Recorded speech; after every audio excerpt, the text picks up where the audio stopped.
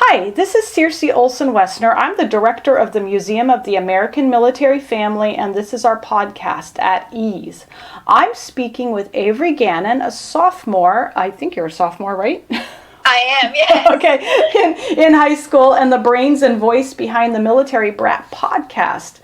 We're speaking via phone, actually FaceTime audio, because we're about 5,000 miles away from each other, and of course we're still in a pandemic. So, hi Averie. Hi, hello. Thank you so much for having me. Well, so Shannon Hyde, who's our museum student liaison and the host of The Shannon Show, he introduced me to your podcast, and after listening to an episode of it, I wanted to invite you to come on to our podcast. And, you know, I heard the both of you interviewing each other, and it was funny because there were a lot of things that you were talking about that older brats still grapple with, like even in their 60s and 70s. Like the question, where are you from? So let me my favorite question. Yeah, so let me throw it out to you. Where are you from?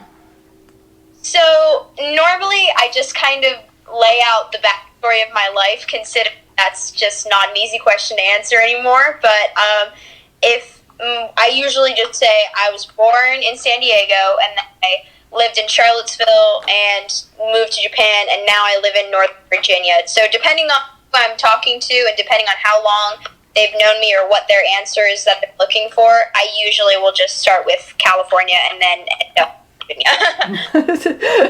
Well, so as someone who was born in France, I grew up in Germany. My husband and I moved 18 times in 20 years, and then we just recently moved again. I still struggle with that question, and so, you know, yeah, so sometimes depending on how much explaining I want to do, I might just say I'm not from anywhere. You know, like, where are you from? Oh, I'm not from anywhere. That's honestly the perfect answer. Well, you get some weird looks, though. True. So what other questions do you modern brats get asked a lot, and how do you answer them?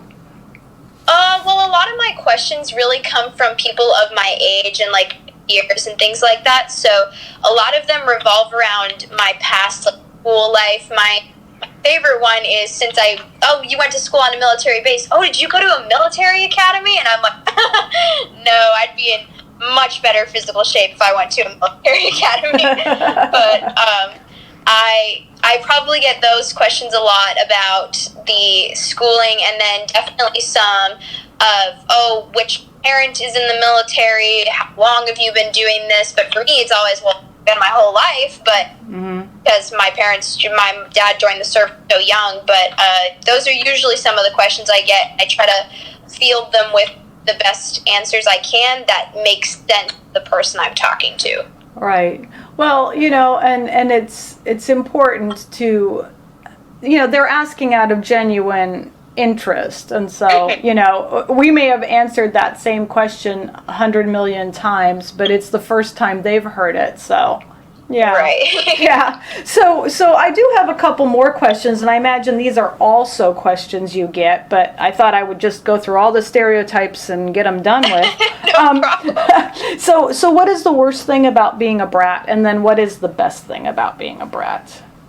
You know, I think the worst thing that you kind of really mentioned it right perfectly is that you do reintroduce yourself so often, and you do retell your story, and sometimes especially when you're fresh out of a new move and things like that, it can be a little painful to talk about, and it can be a little bit hard to reminisce, and like, especially when I moved in 2019, it was really hard for me to talk about moving from overseas, not only because it was just kind of a touchy subject since the move was still really fresh, but also because I didn't really want to seem like the kid who was like the spoiled military child that's like, oh, I went to blah, blah, blah, I've been blah, blah, blah. And like, I noticed I always am very afraid of that, and I always get very like self-conscious about things like that. So I didn't necessarily try to hide it, but I definitely was not very vocal with it, and even though I wanted to be.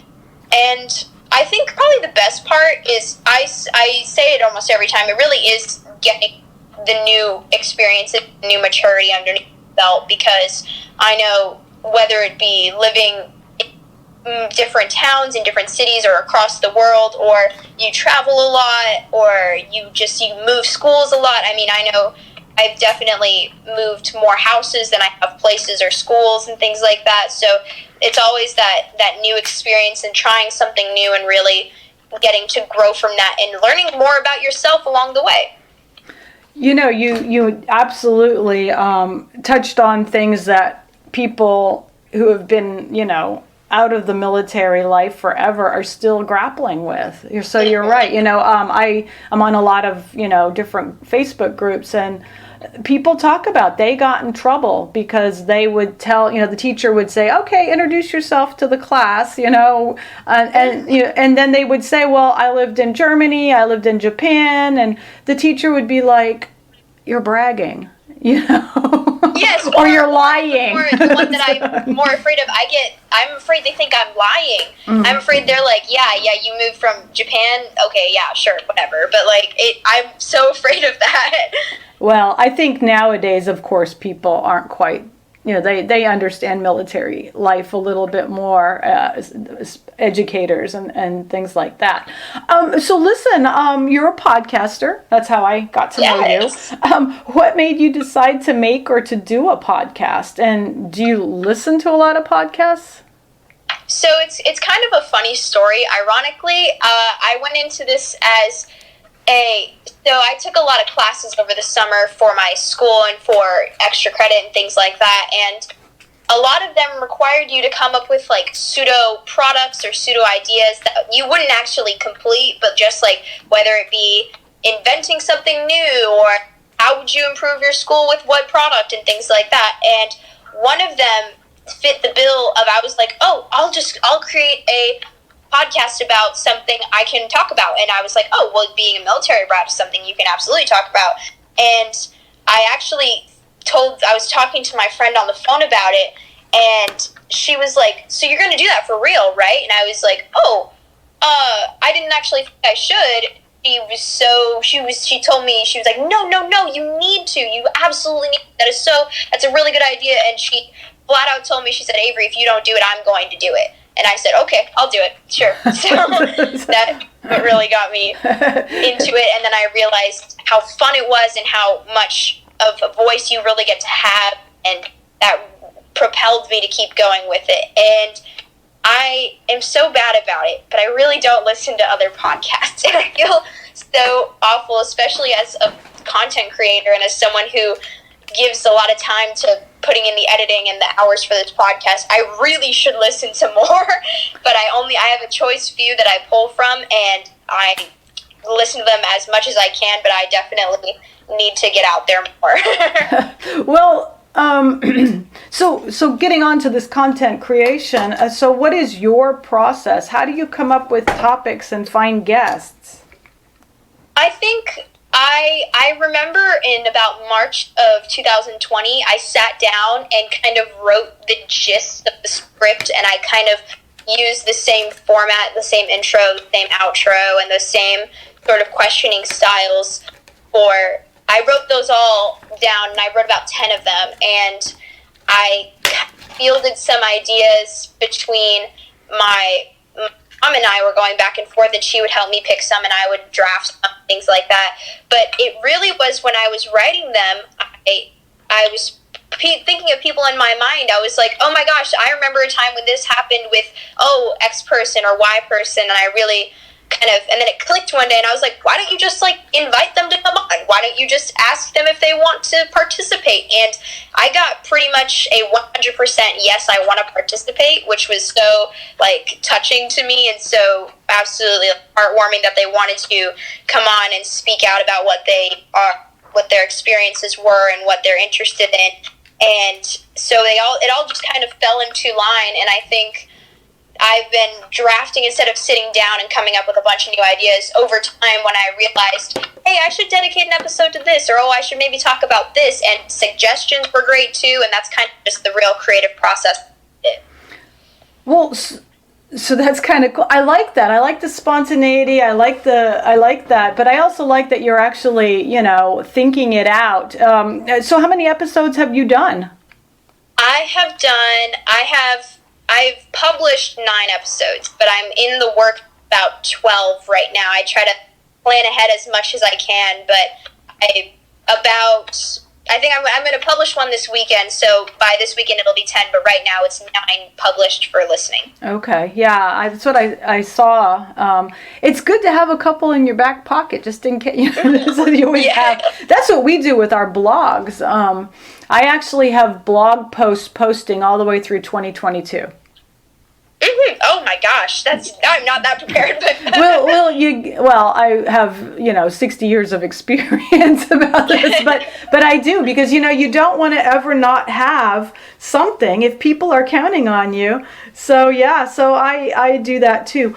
So you kind of alluded to it. So with your family and your friends, so they're very supportive, obviously, of your podcasting. Yeah, yes, definitely. I was not a great friend when I first started it because I kept it very much a secret, other than the people inside my family. And yes, I was going to have on the show. And so when I was telling, unless you were in my immediate friend group, anyone outside of that, they were kind of like, what?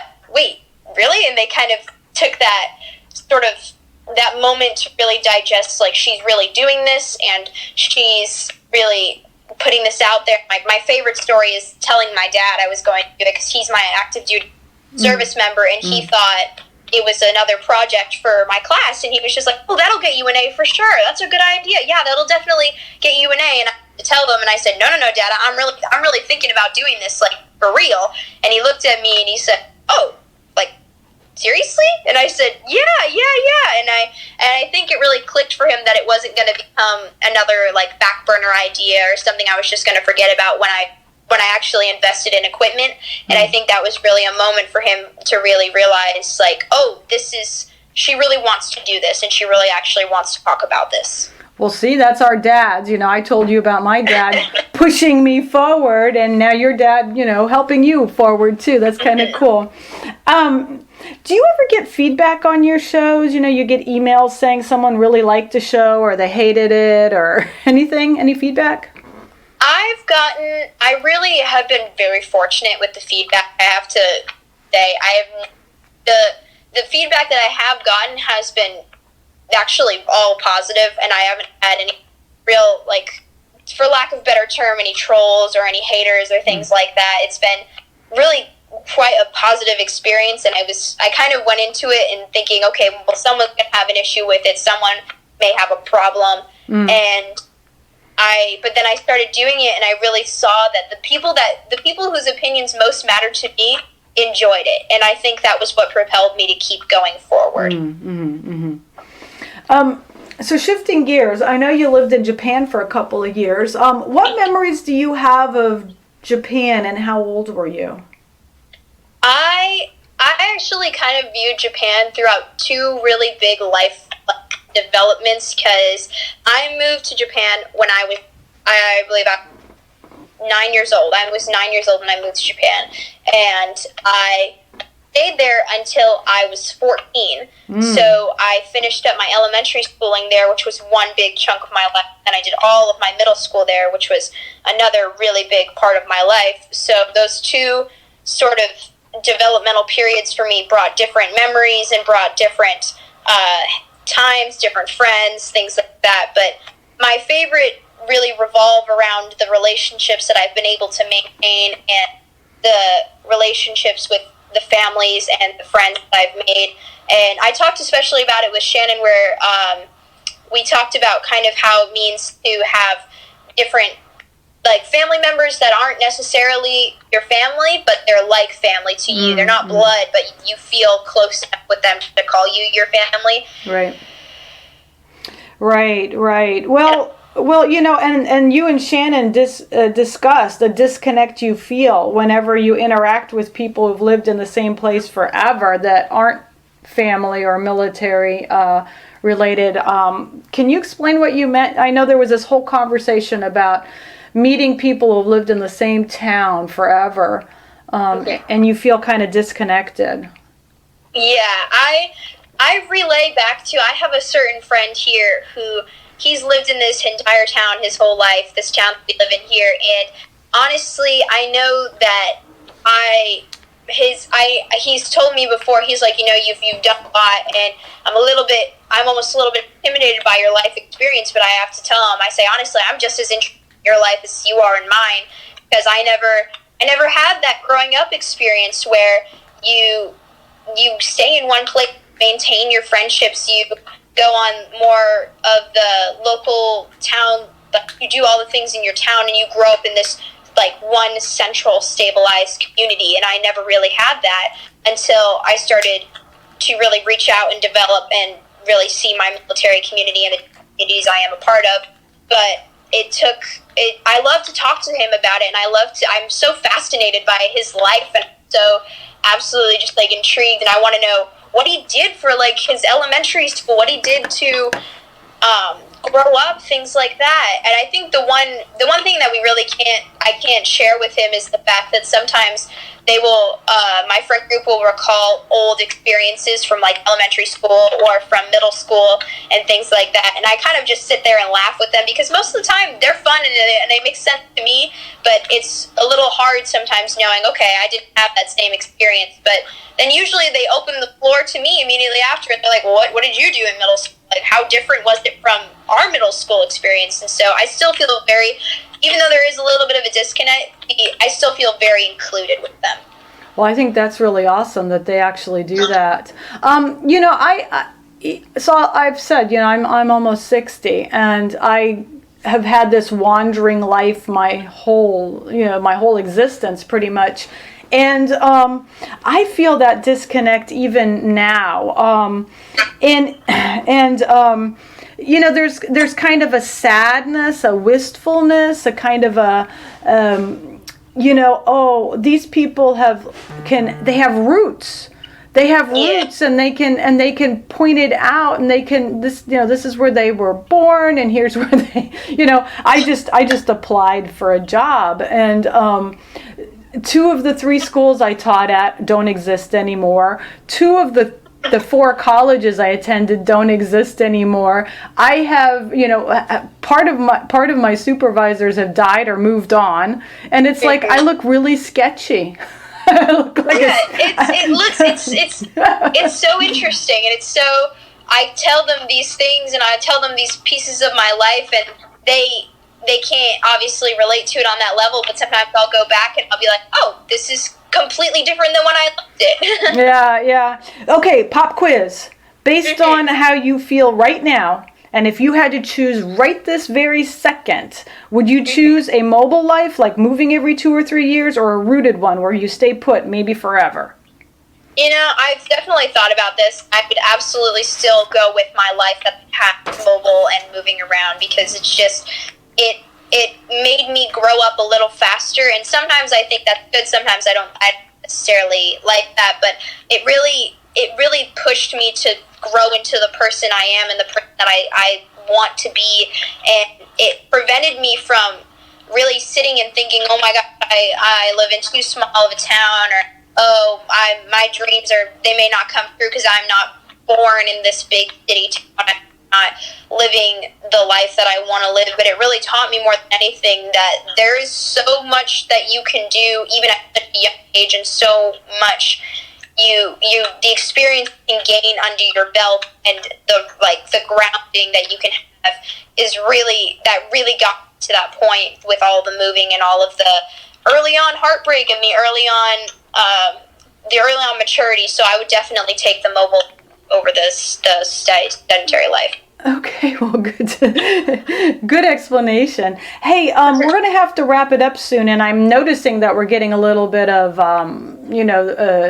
it's getting a little staticky. So I wanted to wrap it up, but I wanted to ask you a couple of questions. I wanted to ask you how you feel about the word brat. Since you chose it for your podcast name, I assume you're okay with it, maybe even embrace the term.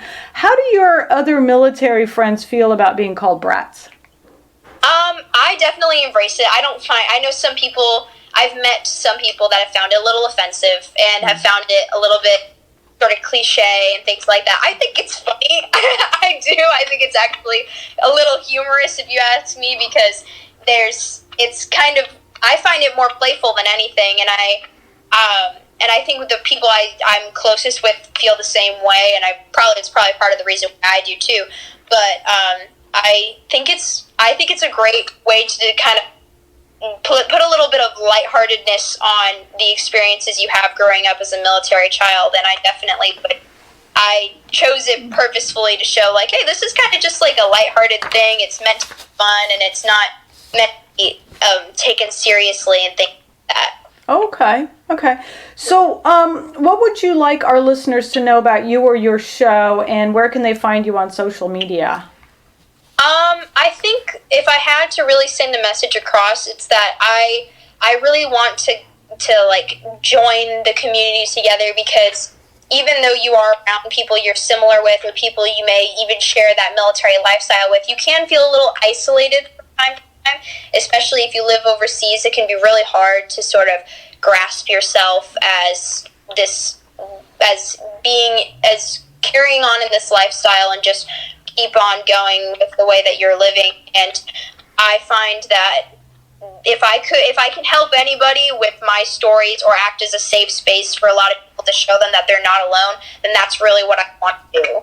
And as for my social media, I am on Instagram with the account of at Military B.R.A.T Podcast, and then I also have a website at www.militarybratpodcast.com. Okay, you better say that slower, because I was writing and that was really fast. No problem. My Instagram is at Military B.R.A.T Podcast. Okay. And then my website is at www.militarybratpodcast.com. Okay, very cool. So I will write that into the podcast notes below so our listeners can find you.